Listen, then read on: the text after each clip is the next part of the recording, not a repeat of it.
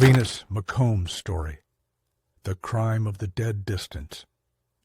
In the world of true crime, there are two types of killers. The one who makes a mistake in a moment of rage, and the one who plots a perfect crime with a cold mind. But even perfection has its flaws. This is the story of Venus Rose McComb and her husband, the pilot who used the skies of his job to conceal a crime he committed on the ground. Chapter 1. The Perfect Facade and the Cold Plot. Doug McComb was a man of particular charm, dressed in a pilot's uniform, projecting an image of success and stability. However, this image was merely a facade for a deteriorating financial and psychological reality. For Doug, his wife, Venus, stood in the way of his personal and financial freedom. The problem was simple.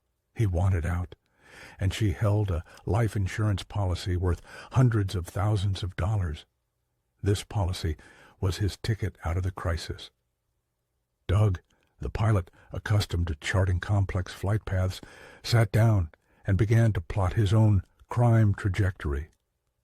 His plan wasn't focused on hiding the body, but on establishing the precise time and location of the crime.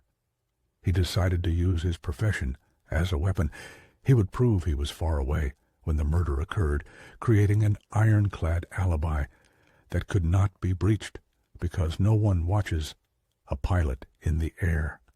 He was confident no one would expect a man to drive that insane distance just to return. Chapter 2. The Mad Dad and the Grand Lie. The night arrived. Doug told his colleagues he was on an assignment and logged his presence hundreds of miles from their quiet home. This was the first step of his plan, but what he didn't tell anyone was the counter-journey he undertook. As soon as everyone thought he was safely distant, Doug jumped into his car and began a race against time. He drove at breakneck speed, devouring the distance between his location and Venus's home. He was operating like a machine, not a man.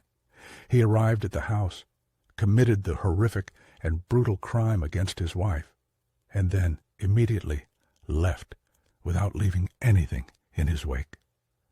Upon returning to his assigned location, he reprised his role as the grieving husband. He reported Venus missing, standing calmly before cameras and detectives, asserting and repeating, "I was too far away. It couldn't possibly have been me." He was sure the sword of distance would cut through any suspicion. Chapter 3. The Digital Flaw and the Collapse of the Fortress. To everyone, Doug was innocent, but seasoned detectives know that a killer always leaves behind one small talking thing. In Doug McComb's case, that small thing wasn't blood or a fingerprint. It was the silent number. The investigation team began scrutinizing Doug's digital and physical world. Cell phone records, GPS data. The first crushing blow came from cell tower data.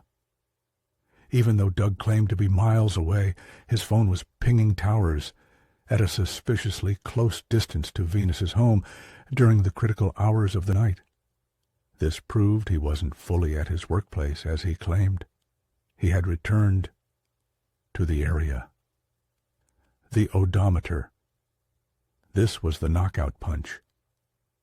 When detectives inspected Doug's car, they found the odometer showed a higher reading than it should have based on his declared travels.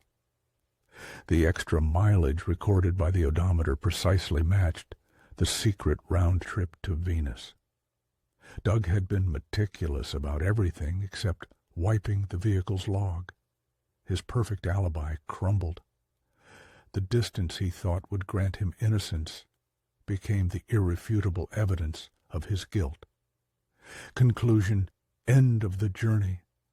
Doug McComb's perfect plan was shattered by a simple data chip and an odometer reading that didn't lie. He tried to deceive time and distance, but he failed to deceive the technology that logged his every move. Doug McComb was convicted of the murder of his wife, Venus Rose McComb. His story is not just a crime. It is a psychological drama about betrayal and a reminder that the dark side of human nature cannot escape the eyes of modern justice, which watches everything. Do you think cold-blooded, highly planned crimes are harder for the police to solve?